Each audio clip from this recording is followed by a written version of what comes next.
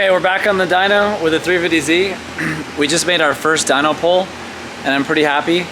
I was able to get the boost up to about almost 14 and a half pounds, something like that. And I didn't quite make it to redline, but we already made 444. And considering on the last dyno with the kit before, the most I could ever make was I think 450 something, 458, something like that. I think we're doing pretty good. So, and also that was at like over 17 pounds. So we'll go a little bit more and see what we can squeeze out of it.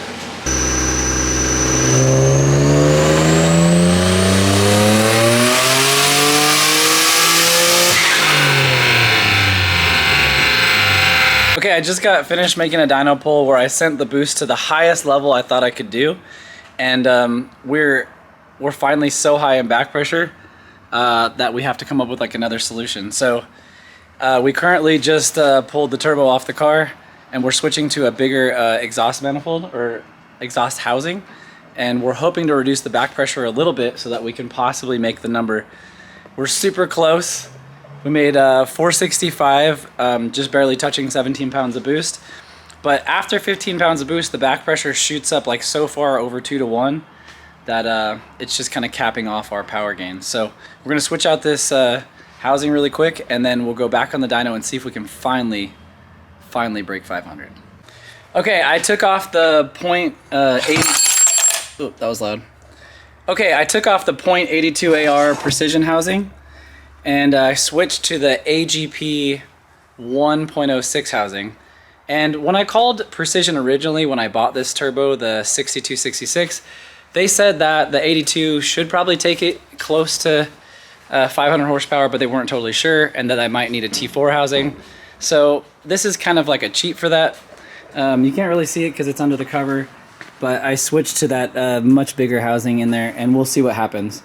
It's super possible that the torque and the low end will just go away and it'll run terribly. Or we'll just lose a little bit down low and gain the 40 or 50 more horsepower that I want to see up top and finally make it to 500. So let's do this dyno and finally find out if we can make it there.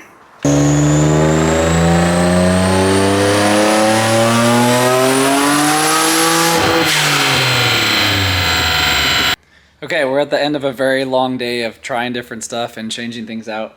We ended up putting a different wastegate spring and tried all kinds of stuff.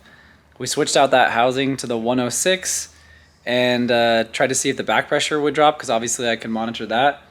And the weird thing is, even on the 106 housing, it should drop the back pressure. It does not drop back pressure. So obviously my back pressure comes from some other point in the turbo kit. I don't really know what to do at this point. I think I gotta find whatever the other restriction is and fix it. But let me show you the final graph and kind of explain it a little bit. This is with the smaller housing. It actually is great. Like over 400 torque, 465 horse. The smoothest, best pulls I've ever done on the car. It feels pretty good at that horsepower. Like it feels like it had stayed together for a really long time. It didn't feel like it was stressing the motor at all. And then we went to the bigger housing. We lose all the torque and spool, and it like right at the end kind of meets up to it, but doesn't really. It did actually exceed it slightly on one pull once we got it to pull out a little bit farther, but not by enough to make it to 500 horsepower. So we're just kind of stuck again. I probably put the smaller housing back on. This is a ton more fun to drive actually than this is, although it's still really good. But it's just like, it's ridiculous. I just wanted this video to be the one where I finally made 500 horsepower, but real life is not like this.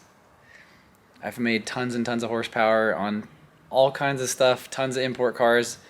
However, most of those were 4 cylinders or inline 6. I've never really had this type of a back pressure issue. But I'm pretty determined to figure it out, so even if I have to build something completely new, I'll probably do it.